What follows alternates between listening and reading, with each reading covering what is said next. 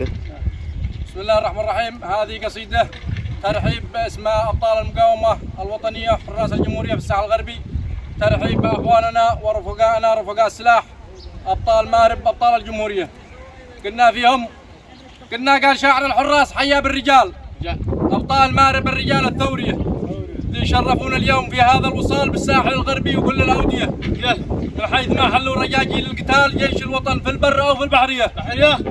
رحبت باسم الكل في هذا المقال باسم العميد والجيش ذي في الألوية، وكل جندي حر شاركنا النضال ضد الخميني والجماعة الحوثية.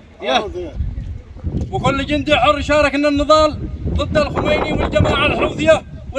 ونعم بكم يا درعنا في كل حال، يا ابطال مارب يا اسود الشرعية، انتم سندنا في الشوامخ والجبال، ودرعنا وقت الحروب الحامية، وجيشنا ذي يضربوا فيها المثال في ساعة الشدة. قنابل ذرية لا يمكن الأعداء تفرقنا محال، لا يمكن الأعداء تفرقنا محال. احنا الجميع حراس للجمهورية، الجيش واحد بالجنوب وبالشمال، لا تفرقه لا عنصره لا حزبية.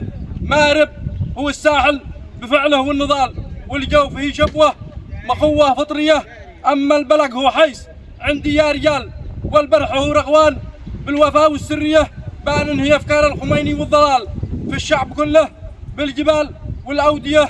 لا بد في صنعاء تأذن يا بلال، في جامع الصالح وكل الأنحية، وداخل ال70 يبقى الاحتفال للجيش كامل الأسود البرية. أيام معدودة ولا باقي مجدال، وإحنا وسط صنعاء نعيد الحرية.